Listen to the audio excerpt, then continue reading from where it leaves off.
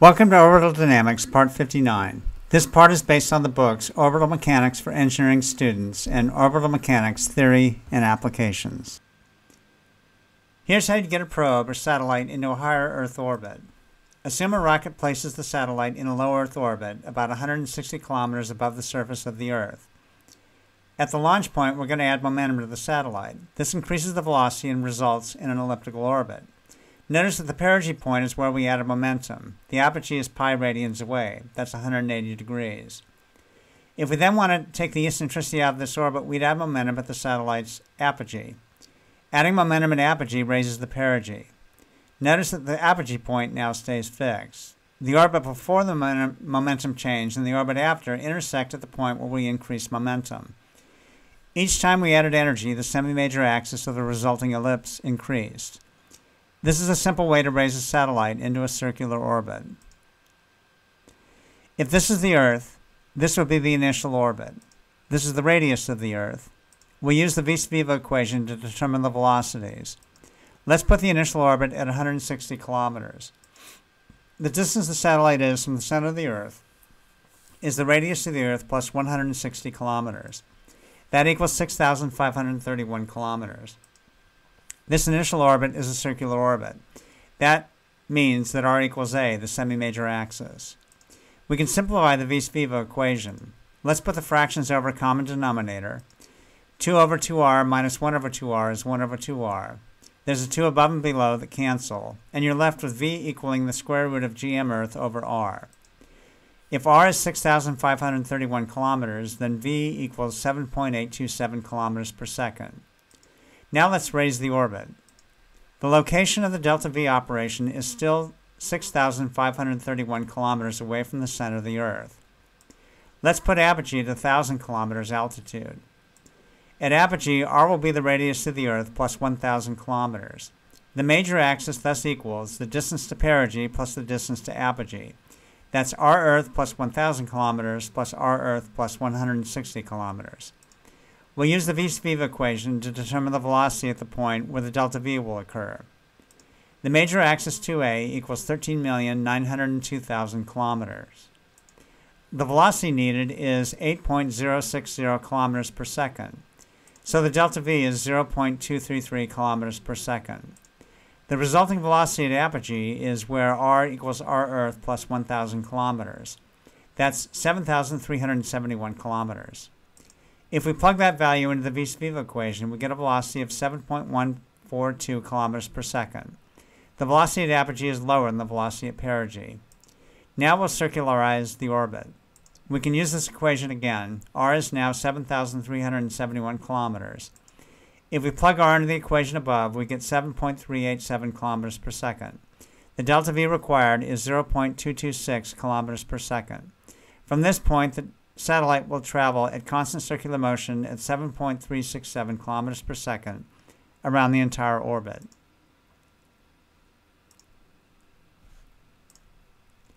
Here we do the same initial maneuver, but this time we add momentum a second time when the satellite's at perigee.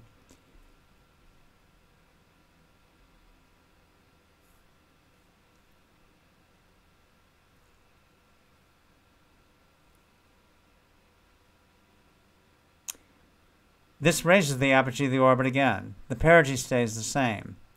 The added energy results in a larger semi-major axis, but we didn't raise the perigee point. Like before, the different orbits intersect at the points where momentum was increased. If you want to raise the apogee, you add delta v at perigee. Likewise, if you want to raise perigee, you'd add delta v at apogee. What if we wanted to raise the orbit further? In this animation, we're raising the orbit, circularizing it, and then raising it again. We'll determine delta v's with the Vice-Viva equation. This is the initial circular orbit at 160 kilometers. Here we add 0.233 kilometers per second of delta v to raise the apogee for the first transfer orbit.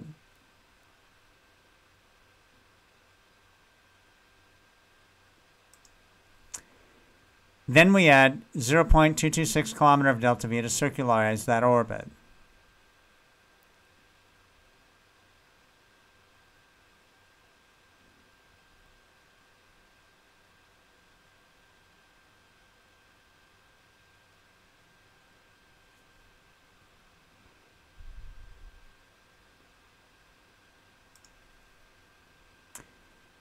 Then we raise the apogee again with another 0.230 kilometers per second of delta V.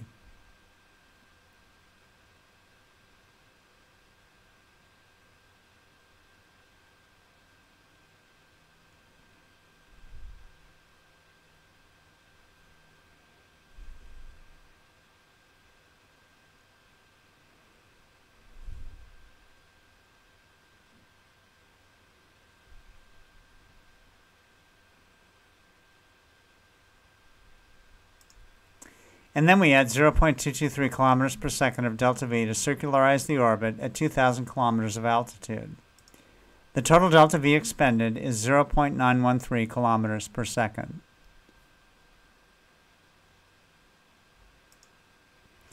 Here's another way to accomplish the same orbit. Rather than circularize the orbit in between, we create another elliptical transfer orbit. We'll start out again with a 160 kilometer circular orbit. Then we'll raise apogee to 1,000 kilometers. That requires 0.233 kilometers per second of delta V, like before.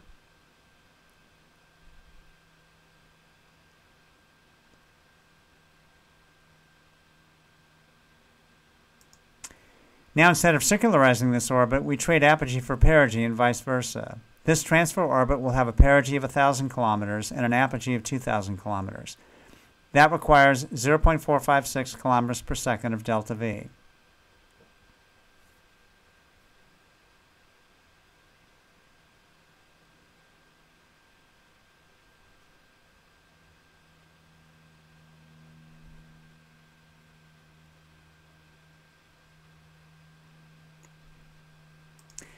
Then from here we circularize the orbit at 2,000 kilometers.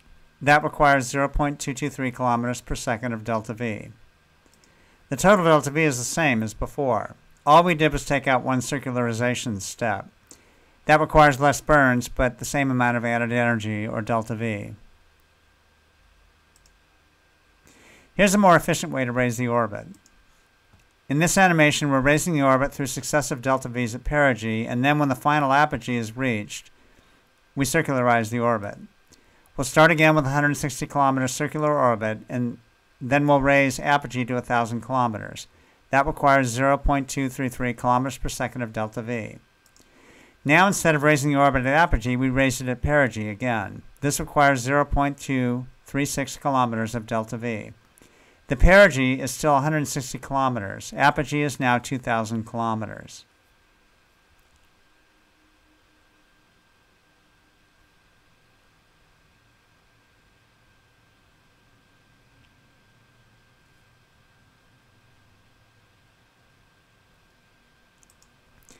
In the final burn, we circularize the orbit at 2,000 kilometers. That requires 0.441 kilometers per second of delta V.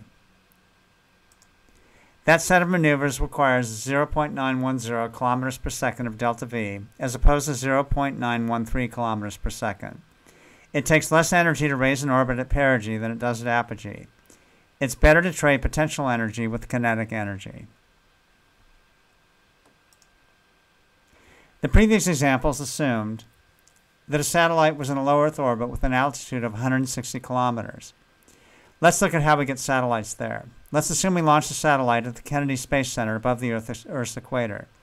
The white dot in the blue globe is an approximation of where it would be. The dark blue line represents the equator.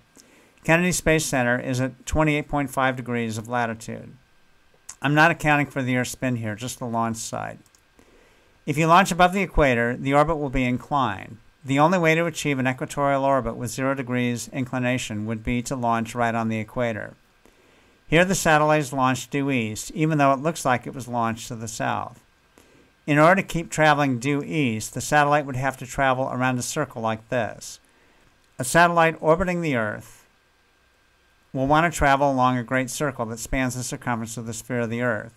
There's no way for it to travel along the line of latitude or a parallel line like in the diagram on the right. Kennedy Space Center is at 28.5 degrees of latitude.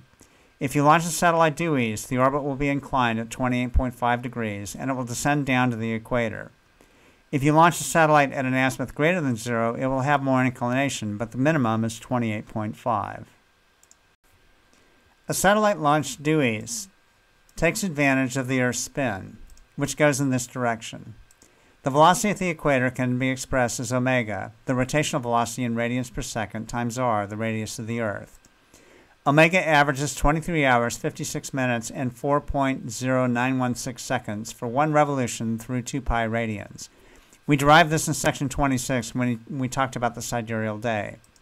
That equates to 2 pi over 86,164.0916 seconds.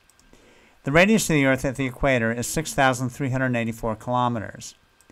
Omega r equals 6,384,000 times 2 pi over 86,167.0916, and that equals 456 meters per second. If we launch east at the equator, the rotation of the Earth gives us an extra 465 meters per second of speed. If we launched west, we'd lose 465 meters per second. Let's say we launch above the equator at a latitude theta. The rotational velocity of the Earth at higher latitudes is less. Here's the distance from the center of the Earth to the equator. Here's the distance from the spin axis of the Earth to a point above the equator. The latitude theta is the angle formed by the red line and the line that extends from the center to the equator. This complementary angle is theta, and the length of the red line segment is also r, the radius of the Earth. The blue line is adjacent to the complementary angle theta, so the length of this segment would be r cosine theta. The velocity at latitude theta is thus omega r cosine theta. The rotational velocity at Kennedy Space Center would be omega r cosine 28.5. That equals 465 meters per second times the cosine of 28.5, and that equals 408 meters per second. We do a similar calculation if the launch azimuth were at an angle greater than 0. If you were to launch the satellite at the equator at an azimuth angle theta, the velocity contribution by the Earth's spin is omega r cosine theta. Here we launch the satellite to the north. Now the inclination is greater than 28.5 degrees. From Cape Canaveral, you can launch at inclinations between 28.5 and 151.5, which is 180 degrees minus 28.5. If you want to launch below 28.5, you'd have to get closer to the equator. If the azimuth angle were 28.5 degrees, the inclination for the orbit would also be 28.5, the same as if you launched due east. The only difference is the satellite is ascending in this scenario. Before it was descending. The Earth spins at 408 meters per second at Kennedy Space Center. Then, because we're launching at a 28.5 degree azimuth, we'd multiply 408 meters per second by the cosine of 28.5. That results in a contribution of 358 meters per second for the Earth's contribution. For this scenario, that makes no sense. Either way, you get an inclination of 28.5 degrees. Using this method, you lose 50 meters per second of velocity. Inclinations are even more limited. Here are the two major launch sites in the U.S., Vandenberg Air Force Base and Kennedy Space Center. Launching over land isn't allowed. Kennedy only supports inclinations from 57 degrees and 38.5.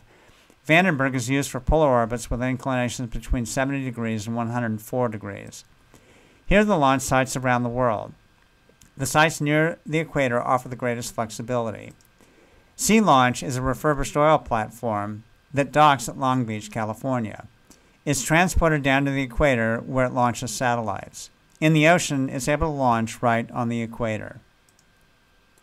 Let's go back to the animation that simulates a launch from Kennedy Space Center. Let's say we wanted to put the satellite into a circular orbit with 0 degrees of inclination. Here the satellite's being launched. In order to raise the orbit, we'll do a delta V at the equator, and it's important that we do it there. This makes the orbit elliptical. The point where the delta V occurred is perigee. And we'll do another delta V at apogee to circularize the orbit. In this case, however, we did an additional delta V to change the inclination. If you can't launch at the equator, this is how you achieve 0 degrees of inclination. Here we'll develop a mathematical formalization for inclination changes and other orbit changes. In section 49, we talked about radial and translational motion. If this is a position vector, then for an elliptical orbit, this would be the tangential velocity vector. In section 49, we broke the velocity down into a radial component and a transverse component. The transverse velocity is perpendicular to the radial component. The two vectors together sum up to the velocity vector. The translational component of the velocity is perpendicular to the radial component, so we express that as v perpendicular times the perpendicular unit vector. V sub r can be expressed as a scalar v sub r times the unit vector r. The radial component of velocity is in line with the position vector r. At the point where the position vector r is shown on the diagram on the left, the radial component of velocity is increasing. That means that the satellite is moving farther away from the Earth in its elliptical orbit. This assumes the satellite is orbiting along the ellipse in the counterclockwise direction. At this point in the orbit, the radial component of velocity would be increasing. This is the perigee point. The radial component of velocity is 0 here, and the radial component is also 0 where the satellite is at apogee. The velocity vector can be expressed as a sum of the radial velocity vector plus the translational velocity vector. If we want to execute a delta v maneuver, we change from an initial velocity v1 to a final velocity v2. This delta v equation is a vector equation. When the satellite is traveling at v1, it will orbit the Earth according to Kepler's first law. It orbits in an ellipse and in the same plane. The velocity vector v2 does not have to be in the same plane as v1, but once the delta v occurs, the new orbit will be in the shape of an ellipse in the plane defined by r and v2. Here we're breaking v2 and v1 into their radial and translational components. Let's take the terms out from within the parentheses, and then let's rearrange them. The unit vector r appears in the first two terms. We can factor that out. From this point, we want to quantify the difference in delta v. That tells us how much thrust we need to exert on the satellite. We know from vector geometry that the dot product of a vector with itself equals the scalar value squared. This is a convenient way to convert a vector to a scalar. Here we'll take the dot product. Let's do this in longhand. We'll multiply these two equations term by term. This looks like it's going to be a mess, but trust me, most of the terms cancel out. Let's start with these two. Remember that we're taking the dot product. A unit vector dotted with itself equals 1. So r dot r is 1. And r perpendicular dot r perpendicular equals 1.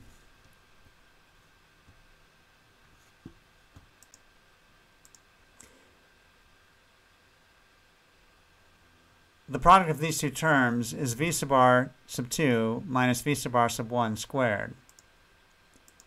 Now we'll multiply these two terms.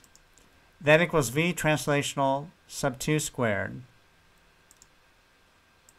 We get a similar result by multiplying these two terms. That equals this. Now let's say we multiply this term by this term.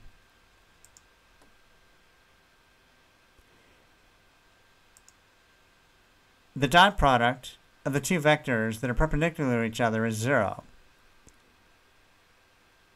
If we multiply these two terms, they equal 0. That's true for any combination of the unit vector r and the unit vector that is perpendicular to r.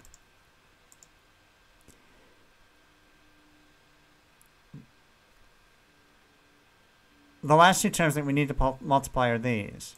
Here's the product. This pair of terms appears twice.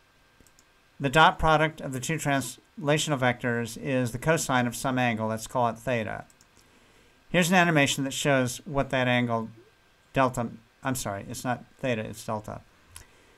Here's an animation that shows what the angle delta means. The transverse component of velocity is orthogonal to the red axis in the picture here.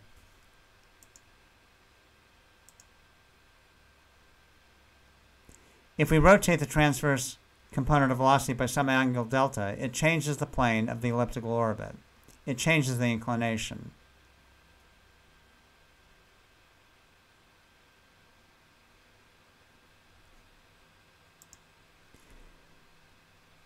The multiplication thus equals this. Here's the equation for delta v squared. Delta v is thus the square root of the equation for delta v squared. Let's consider the case where the satellite is at periapsis. Here's the velocity. That means that the velocity is all translational.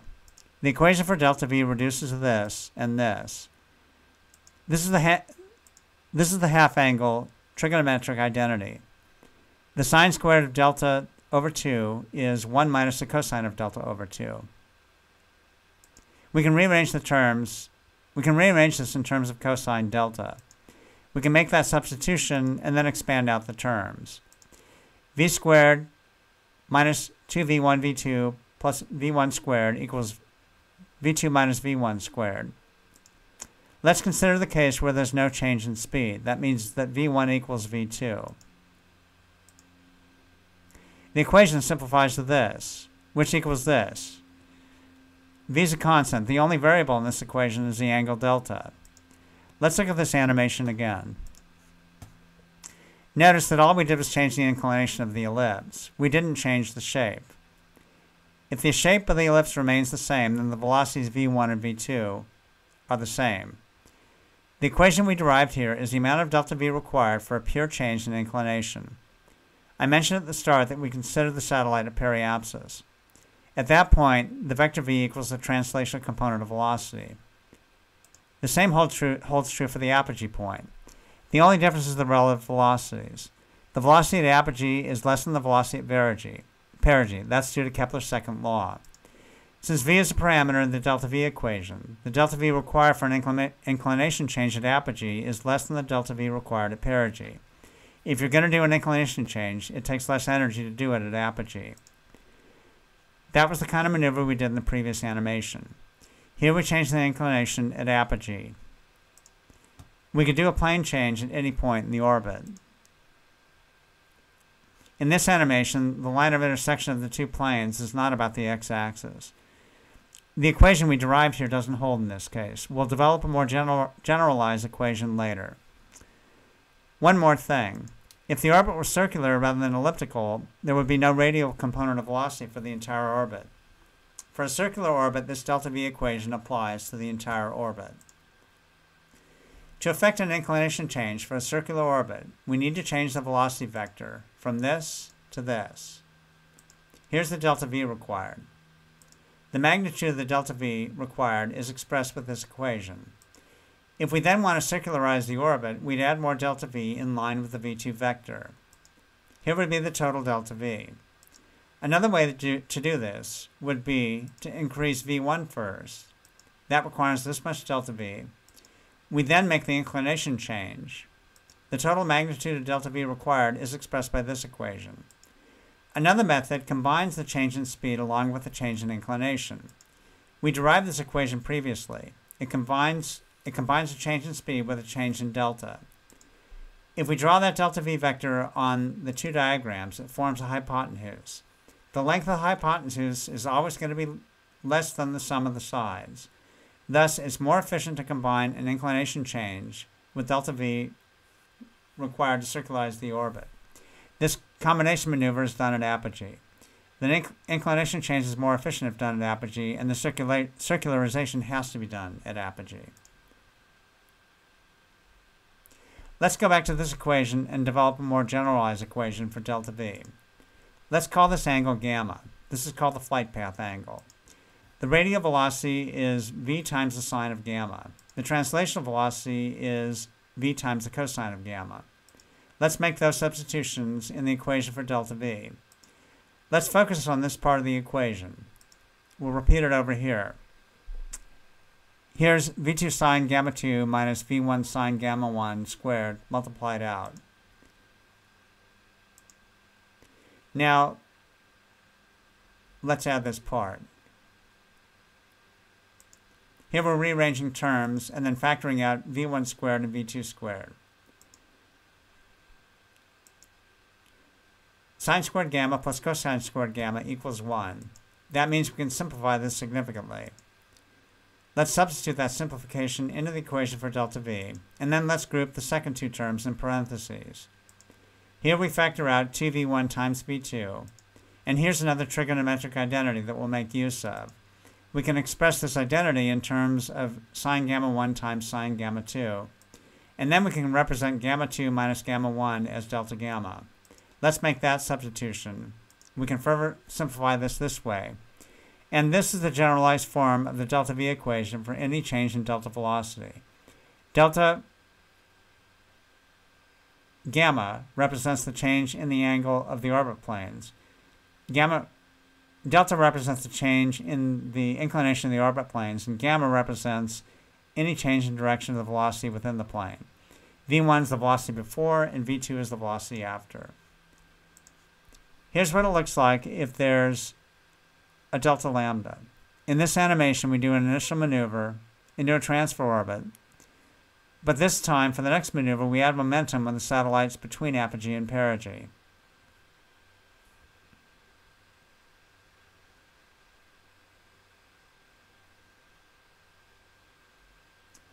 The resulting orbit is elliptical, but notice that the argument of perigee is shifted.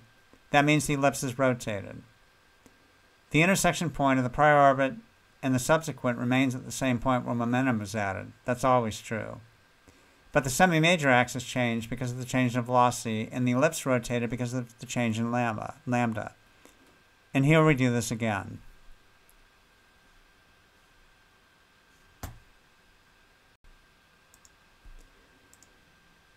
If delta equals 0, there's no plane change. The cosine of 0 is 1. The delta V equation simplifies to this. If delta gamma is 0, there's no change in flight angle after the delta V. The cosine of delta gamma is 1, and the delta V equation simplifies to this. If we rearrange terms, we get this, and that equals this. The square root of V1 minus V2 squared is V1 minus V2. That's fundamentally the delta velocity if the orbit stays in the same plane. Consider this equation for a plane change. What this graph says is, if you're going to make a 30-degree inclination change, it would require a 50% change in velocity. There's no change in speed here. This is the delta V required to affect the inclination change. A 60-degree change requires a 100% change in velocity. Inclination changes are very expensive.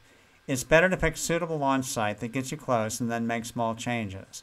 A 90-degree inclination change at low Earth orbit takes as much, if not more, delta velocity as Earth escape velocity. You'd almost be better off sending the satellite out to a very highly elliptical orbit and then making the inclination change at a very distant apogee.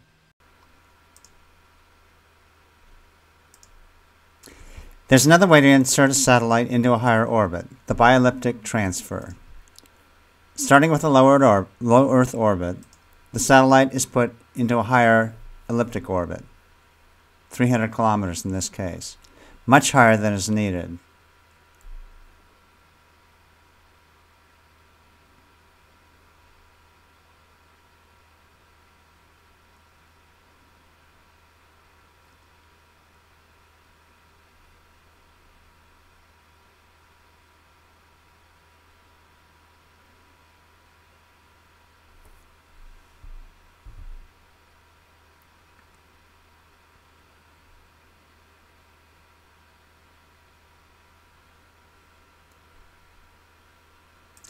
At apogee, the velocity is increased again, raising the perigee to the 2,000 kilometer target altitude.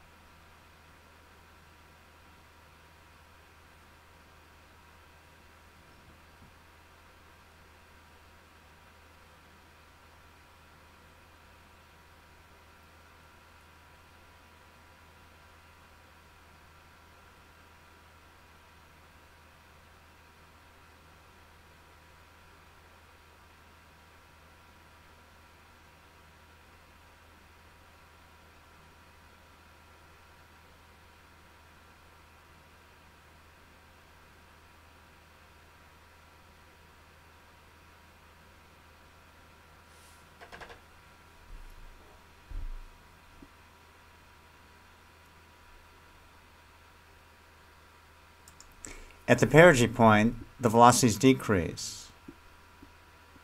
This circularizes the orbit.